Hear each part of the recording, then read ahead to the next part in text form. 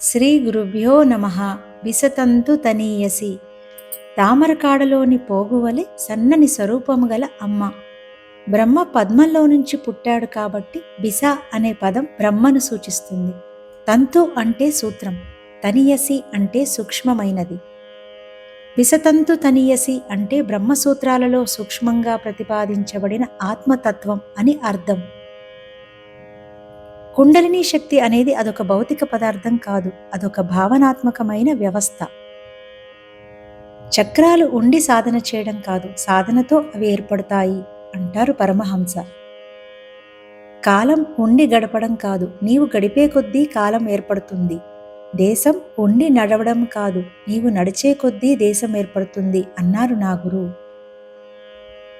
ఆ సూక్ష్మత్వాన్ని మనకు అర్థం చేయించడానికి తామరకాడలోని పోగుతో పోల్చారు గాని నిజానికి అలా ఉండదు. అదొక కిరణం, అదొక ఆరా. ఈ సుషుమ్నాలో అమ్మవారిని ఒక మెరుపు తీగలాగా ధ్యానించుకోవాలి. ఆ మెరుపు తీగ అతి సన్నము, అతి సుకుమారము, కనుకనే అమ్మను లలిత అన్నారు. కుండలిని కూడా లలితే. మంత్రపుష్పంలో ఇలా ఉంది: నీవార సూకవత్తన్వి పీతాభాస్వత్ అనూపమా. అత్యంత సూక్ష్మంగా ఉంటూ బంగారు రంగుతో ప్రకాశిస్తోంది.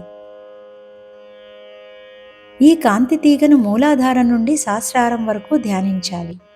పటాలకు అలంకరించే సీరియల్ సెట్ చిన్ని చిన్ని విద్యుత్ దీపాల వలె ప్రతి ఒక్కరి శరీరంలో ఉన్న మెరుపు తీగ సుషుమ్న. సృష్టి స్థితి లయాలు చేయగలిగే పరమేశ్వర శక్తి అది.